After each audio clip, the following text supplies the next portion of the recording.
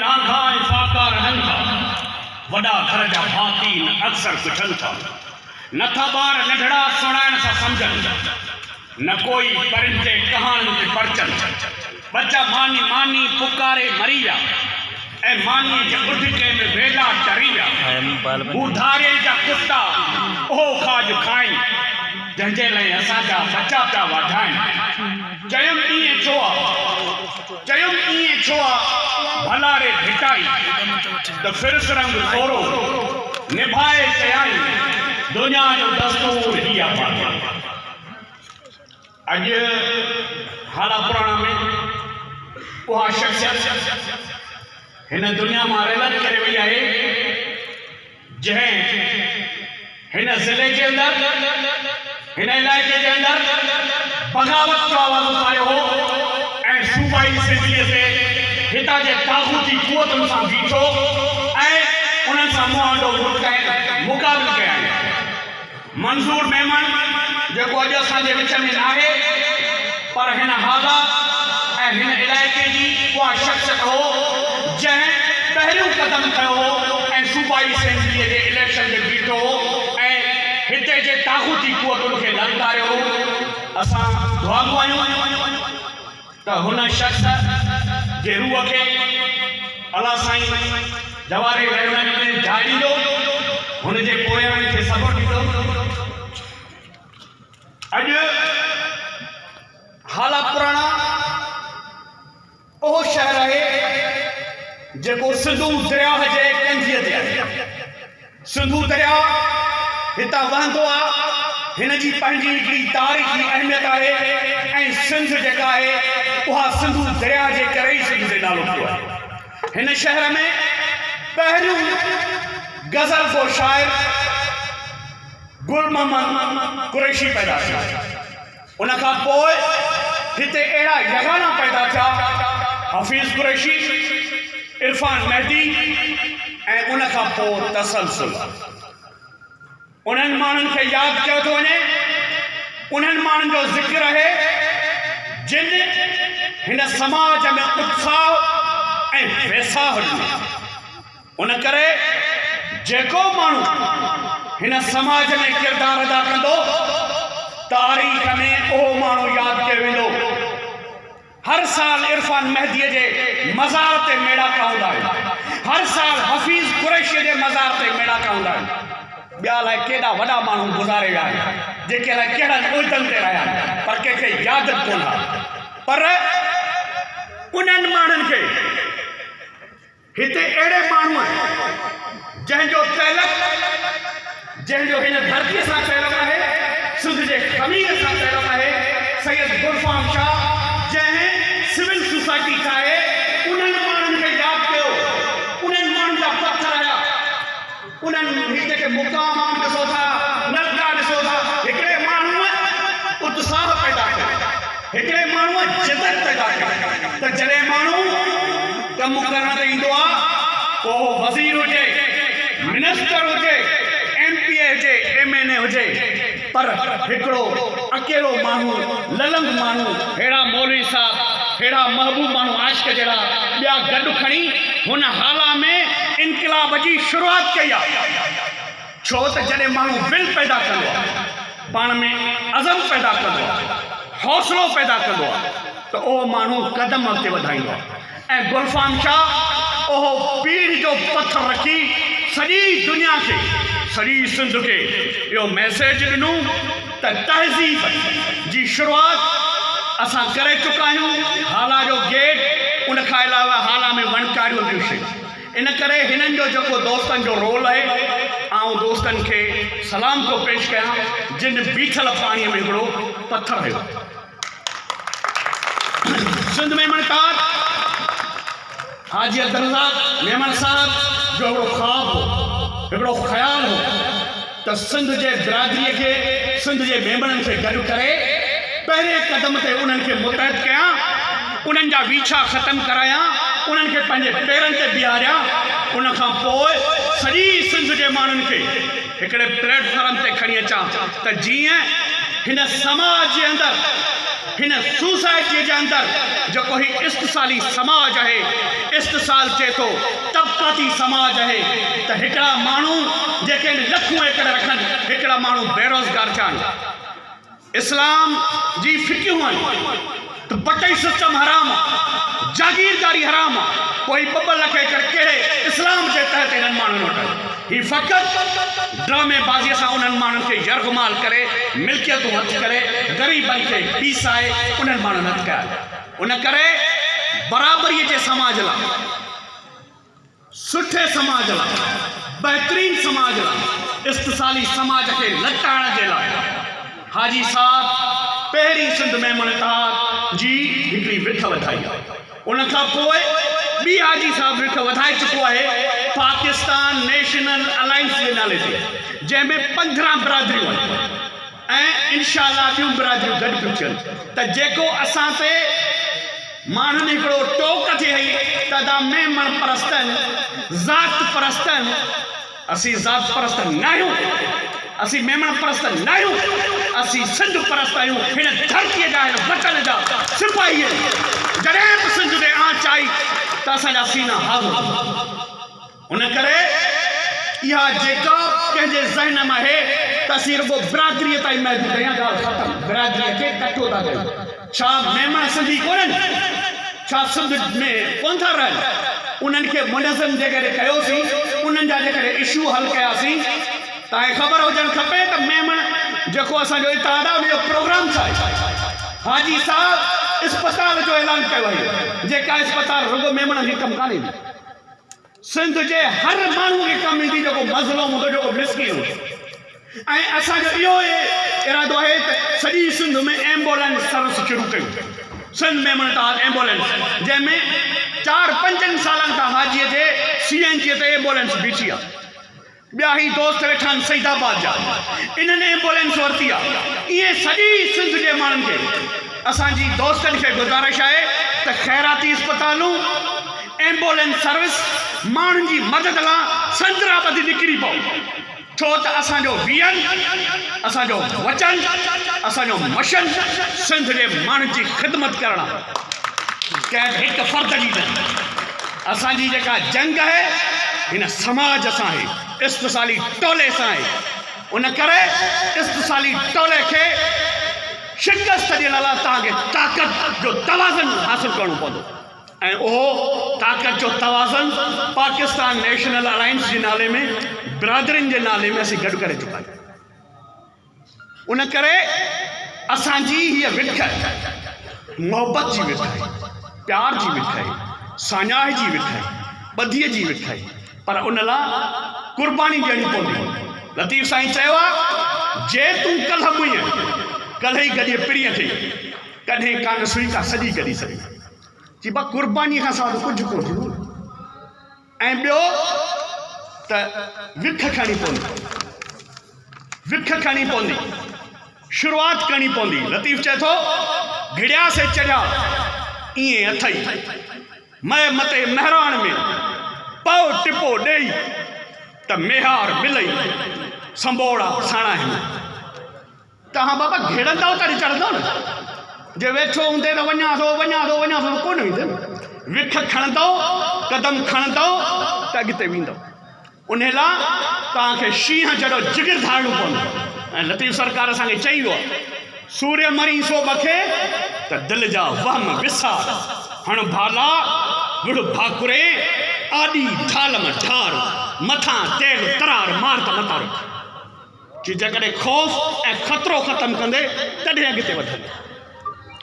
वरी असांखे सलाह बि ॾिए थो, चए थो, ॾिसो पखी, पखी कीअं पाण में ॿधी करे वठनि, वॻा कयो वतन पिर्त न छिननि पाण में, पसो पखीअड़नि माण्हू मेट। जी भाई ने पखियुनि खां त सिखो, पाण में जेके नफ़रतूं, पाण में जेके तव्हांजो अदावतूं उन्हनि ख़तमु कयो। उन करे असांखे उहे शयूं ख़तमु करणियूं पवंदियूं। छो त असांजो जेको दुश्मन आहे ॾाढो ताक़तवर, उहो चाहे कंदो त हिते जो माछी, हिते जो मेमन, हिते जो मीरबर का तैलीम वठे। छो तैलीम वठंदो? CSP ऑफिसर थींदो न, जज थींदो न, सूबेदार थींदो न। तो ज़ाहिर हू मुआशरे में इज़्ज़त जो मक़ाम हासिल कंदो। इन करे सिंध जी तइलीम हिननि तबाह करे छॾी। ऐं अहिड़नि माण्हुनि लाइ लतीफ़ चयो आहे, मर मरी ऐं रोई जीअरो आहे मकान गजन वॾा पलांद जीअं निकिरनि। इन्हनि माण्हुनि ॾे असांजा पलांद रहियल जिन असांखां तइलीम घुरी, जिन असांखां सिहत घुरी, जिन असांखां रोज़गार घुरी। उन करे इन्हनि सभिनी शयुनि खे अकुल सां ॾाहप सां हासिल करे सघिजे थो।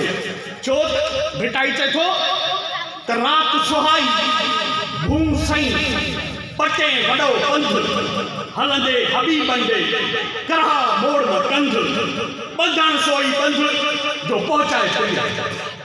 जी अकुल वारनि खां सलाह वठ, आशिक खां सलाह वठ, शाइरनि खां सलाह वठ। राति सुहाई भूम सई भाई घुर्जे भल अहर में एलाचियो चंदन चरंदो हल मुंह तूसी गालड़ी बे कहम सल हाउर कंदो हल त खिरायो खजल की जेके वेठा सुता पिया इन्हनि खे थोरो चूं गॾींदा हलो, कन में टकंदा हलो त हू जागल। इन करे असां ही काफ़िले खे खणी निकिता आहियूं त असांजा जेके इशूज़ आहिनि, मसइला आहिनि, सिंध जी तइलीम आहे, सिंध जी सिहत आहे, सफ़ाई आहे, उन्हनि खे कहिड़े तरीक़े सां असां खणी हलूं। उन करे असांखे हिननि सभिनी शयुनि ते हिते असांजे मटियारी ज़िले में 30 गैस ऑयल फील्डूं आहिनि। 30 उन्हनि खे सुप्रीम कोर्ट जो ऑर्डर आहे त बाबा जिते जिते गैस फील्ड निकिती आहे उते अस्पताल बि सुठी ठाहियो, स्कूल बि ठाहियो ऐं उते जे माण्हुनि खे नौकरियूं ॾियो। पर हालत इहा आहे जो मौलवी बि पंजाब मां था घुराइनि त हिते जो सिंध जे मौलवीअ खे फ़ाइदो न पए। पटे वाली ऐं इंजीनियरिंग त नथा ॾियनि। उन करे असांजे माण्हुनि सां माटे जी माउ जो सलूक छो?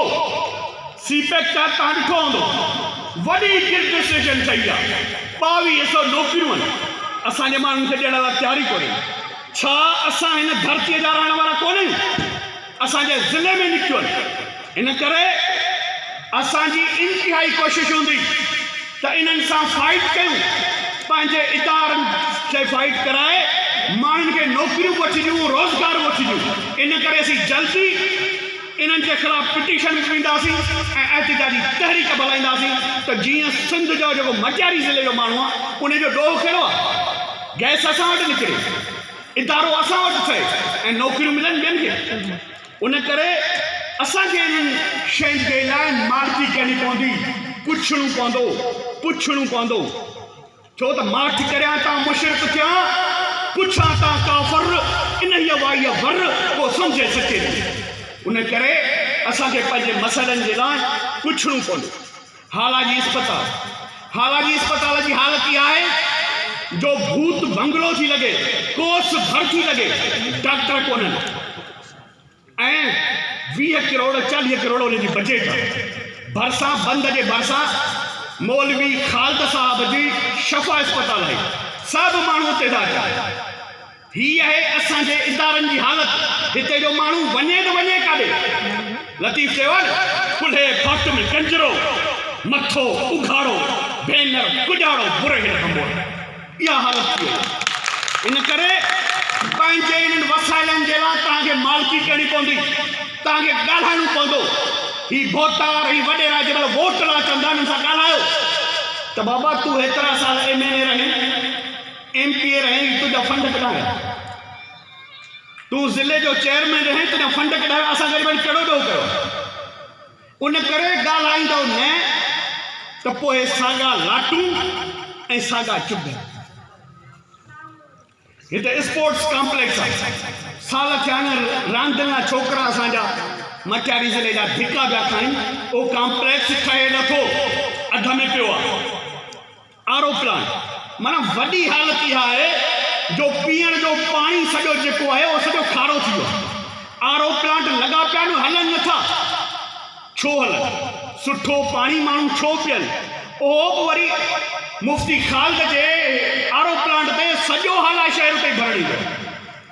हीअ आहे हालत असांजे हाकिमनि जी। हीअ हालत कई अथनि असांजे माण्हुनि सां ज़लील ऐं टके जो करे मारियो अथनि। असांजे ज़मीरनि खे ज़ंग लॻी वियो आहे। असांखे पंहिंजे माण्हुनि जे हक़नि लाइ ॻाल्हाइणो पवंदो। ब्रिटिश पब्लिक स्कूल जेको 5 सालनि में थियणो हो उनखे 15 साल असांजा बच्चा सुठी तइलीम पढ़ाईंदा, पर अॼु ॾींहं ताईं भूत बंगलो लॻो पिया नथो ठहे। उन सां गॾु 4 ॿिया स्कूल उहे सभु ठही विया, उते एजुकेशन तइलीम हले पई, केरु मालिकी नथो करे। सूफ़ी यूनिवर्सिटी भिटशा, सूफ़ी यूनिवर्सिटी भिटशा जी ज़मीन वठनि ई नथा। जेका माई वीसी आहे परवीन मुंशी, उहा जेका आहे उहा रुगो फंड खाइण में ऐं पंहिंजूं जेके 2 गाॾियूं वरितियूं अथसि, स्टाफ खयो अथसि, उनखे खणी अथसि, उनखे पैसा जारी था थियनि ऐं जरा ॾेखारींदासीं ॿार टूर ते वठो था अचो, जॾहिं त दाख़िला ई कान थी आहे। इहो आहे असांजे इदारनि सां अंधेर। हाला हाई स्कूल जिते हिते जा पढ़िया हूंदा सॼे हाई स्कूल, हाला हाई स्कूल जी हालत त ॾिसो, रोअण थो अचे। असांजे बच्चनि सां हिननि छा हशर कयो आहे।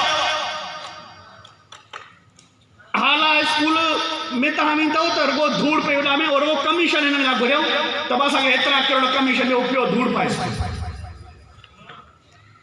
उन खां अलावा असांजे ज़िंदगी ऐं मौत जा मसइला, सिंध जो बेट, सिंध जे बेटनि ते असांजे हिननि हाकिमनि लिखी ॾिना उन्हनि खे। जॾहिं सिंध जा माण्हू जाॻिया, सिंधी माण्हुनि खे मजबूर कयो त असेंबली में रिज़ोल्यूशन आंदो। हिन बेटनि जे मामले ते वफ़ाक़ी हुकूमत ओतिरी ॾोही आहे ऐं सिंध हुकूमत ओतिरी ॾोही आहे, छो त सहूलियतकार आहे। ऐं लतीफ़ अहिड़नि माण्हुनि लाइ चयो आहे, हीउ मुंहुं में ॾेई बन, तूं गिहो खाई न वञ, तोसी मली रजायूं, तोसी समन कन, तूं मुंहिंजा 3 कीअं सगाई मारूं। खाइनि सिंध जो ऐं उहे पंहिंजे माउ ऐं धरतीअ खे खपाइण हलिया। दुनिया में किथे बि कोन्हे त धरतीअ खे कंहिं खपायो। जंहिं धरतीअ ते रहो था उन धरतीअ खे तीनवाल करण लाइ सौदागर बीठा ऐं चवंदा असां बेटनि ते शहर ठाहींदासीं। बाबा तव्हां पहिरियां टाउन ठाही, सिंध खपायो। ॿियो ज़ुल्फ़कार जो जेको अञा ताईं हले पियो कमु, सॼी सिंध जेका आहे मलक रियाज़ जे हवाले थी वई। उन करे असांखे पंहिंजी शयुनि खां सुजाॻ करणो पवंदो, न त तव्हां जाॾो इसराइल जो मिसाल आहे। फ़लस्तीननि पंहिंजूं ज़मीनूं खपाए उनखे ॾिनियूं ऐं अॼु फ़लस्तीनी जेके दरबदर धिका पिया खाइनि। उन करे अव्हांखे उन्हनि शयुनि खे हासिल करण लाइ अॻिते वधिणो पवंदो। कॾहिं सिंध तुंहिंजा ई सालार उथंदा, विञाए ॾिंगी ॿेट भंडार उथंदा, टर टर टऊं टऊं ऐं टौकण ॿुधो पिया, हर पासे कुतनि जो भौंकण ॿुधो पिया। ग्रेनाइट कॾहिं पत्थर था चोराइनि, कॾहिं ॾिस नंगर जर्मन जी मिटी था खणनि, ॾिस तेल ऐं गैस दगूं था लुराइनि, सभु कुझु ॾियण लाइ वॾा वात फाड़नि, नए सिज नवां कनि नमूना बहाना। मतिलबु खपे सिंध ऐं सिंध जा खज़ाना, ख़बर अथनि विकिणण न भोटार उथंदा, विञाए ॾिघी ॿेट भंडार उथंदा। इन करे तव्हांखे उथणो पवंदो, हिन पंहिंजे धरतीअ जी मालिकी करणी पवंदी। करप्शन हिते ॾिसो त हर इदारे में रुगो करप्शन लॻी पियो आहे। ऐं ॿियो असां वटि जेको वॾो मसइलो आहे उहो आहे त हिते जेके भठा आहिनि सुरनि जा, भठा जेके सुरनि जा आहिनि, भठा जेके सुरनि जा आहिनि, उहे ईअं सम्झो त किरोना जूं ऐं बीमारी जूं किटूं आहिनि। माण्हू टीबीअ में बीमारियुनि में वठिजी विया। उते जेके पठान आहिनि उते माण्हुनि जी यरगमाल करे वेठा आहिनि, हथियार रखे वेठा आहिनि ऐं असांजा माण्हू उन्हनि जी मालिकी था कनि, पुलिस उन्हनि जी मालिकी थी करे। उन करे ही जेके भठा माफ़िया आहे उहो। ॿियो नंबर त हिते जेको अमुन अमान जो मसइलो एॾो आहे जो रुगो हाला मां मोटरसाइकिल महीने जे अंदरि 172 चोरी कनि। ॿियनि तरीक़नि मां त अलाए केतिरा थिया। इहा आहे असांजे इंतिज़ामिया जी कारकर्दगी। उन करे तव्हां जेसीं ताईं पंहिंजे शयुनि जी मालिकी न कंदव ऐं मालिकीअ लाइ न उथंदव, त इहे शयूं ॾाढियूं ॾुखियूं थियूं। बाक़ी हिते ॾिसो, हिते दोस्त आया हाजी साहब वटि त असांखे क्रिकेट जो ग्राउंड कोन्हे। हाजी साहब पंहिंजी ज़मीन जेका आहे उन्हनि खे चयो जेसीं तव्हां नथो खपायां, इहे तव्हांखे जेतिरा साल आहे ग्राउंड में, ऐं उन्हनि खे उन में ख़र्चु करे ग्राउंड सॼो ठाहे करे ॾियो। त असांजे चेयरमैन खां जेकी पुॼे थो हू करे थो। सॼी सिंध में जेके माण्हूअ सां मसइलो थिए थो, हाजी साहब उते पहुचे थो। ऐं उन सां गॾु असांजा ही जेके बहादुर अरबंग जवान आहिनि, अरबाब मोहम्मदीन मेमन, हिन जो वाल साहब मुशरफ जे दौर में इलेक्शन विढ़ियो ऐं उनखे ज़ोरी हारायो। हीउ सजाद साहब जेको आहे दरिया जे अंदरि उते जे तागूती कुवतनि खे ललकारे हिन जे कूड़ा केस ऐं हिन खे ज़ोरी उते प्रोग्राम नथा कनि। इन करे हीअ जेका हिकु हटी आहे, उन हिकु हटीअ खे तोड़ण लाइ अव्हांखे ॿधी करणी पवंदी, अव्हांखे मुतहद थियणो पवंदो त जीअं हिन सोसाइटीअ जे अंदरि मिसकीन माण्हुनि जो जेको आहे मोरल बहाल करे सघिजे ऐं उन्हनि खे अॻिते वधाए सघिजे। ऐं इलाही ॻाल्हायो आहे, आख़िर में रुॻो ही शेर चई पंहिंजी जाइ वठंदुसि। पुछूं आख़िर पुछूं कंहिंखां असांजो ॾोह कहिड़ो आहे? असां माण्हू न माराया, असां चांवर न केराया, असां की तालिबा आहियूं न कोई चिण था चाहियूं। अज़ल खां अमन जा हामी, ॿुधायो काॾे थो खामी। असां को रुस खे टोड़ियो, असां को रूस खे टोड़ियो, असां को रूम खे ॿोड़ियो। ख़ताउनि खे सम्झायो, हथनि सां मुल्क जिन जोड़ियो। हशर छो ग़ैर जहिड़ो आहे, असांजो ॾोह कहिड़ो आहे, असांजो ॾोह कहिड़ो आहे। आशिक़ जूं वॾियूं महिरबानियूं, लक़ब ॾोड़ासीं फ़क़ीर माण्हू, महिरबानी।